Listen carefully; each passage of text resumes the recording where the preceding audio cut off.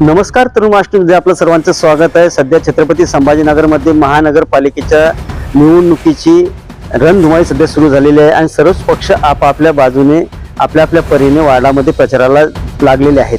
अशामध्ये छत्रपती संभाजीनगरमध्ये शिवसेना, शिंदे गट आणि भाजपची युती होणार आहे, परंतु या युतीमध्ये जो जागा वाटपाचा तिढा आहे तो अद्यापही मिटलेला नाही। आज छत्रपती संभाजीनगर येथे जे महसूल मंत्री आहे भाजपचे चंद्रशेखर बावनकुळे यांच्याशी चर्चा होणार आहे आणि त्या चर्चेच्या नंतरच कुठेतरी जागा वाटपाचा तिढा सुटेल अशी अपेक्षा सध्या कार्यकर्त्यांकडून केली जात आहे।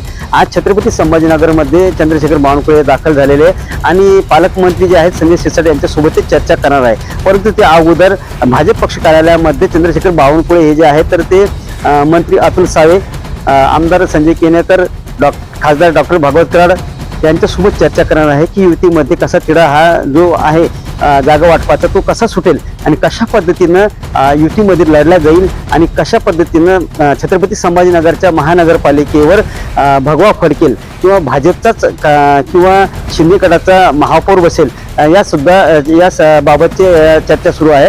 आणि संध्याकाळी पालकमंत्री संजय शिरसाट आणि चंद्रशेखर बावनकुळे यांच्यामध्ये चर्चा होऊन जागा वाटपाचा तिढा सुटतो का हे पाहावयास सध्या कार्यकर्ते सुद्धा इच्छुक आहे, परंतु कार्यकर्ते हे जोमाने आपल्या प्रभागामध्ये कामाला लागलेले आणि प्रचार सुद्धा करत आहे।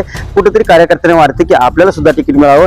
कुठेतरी भाजपची ही रणनीती आहे की जो तिकीट वाटपाचा तिढा लवकर सुटून आणि कार्यकर्त्यांना तिकीट वाटप व्हावं आणि त्यांना जे फॉर्म आहे ते देण्यात यावे, परंतु कुठेतरी जास्त बंडखोरी किंवा पक्षाला याचा फटका बसू नये यासाठी कुठेतरी काळजी सुद्धा घेण्यात येत आहे की फॉर्म जे आहे तर शेवटच्या एक दिवस अगोदर किंवा शेवटच्या दिवशी ते वाटप होतील आणि ते भरल्या सुद्धा जातील अशी चर्चा सुद्धा वर्तुळामध्ये वर्तवली जात आहे।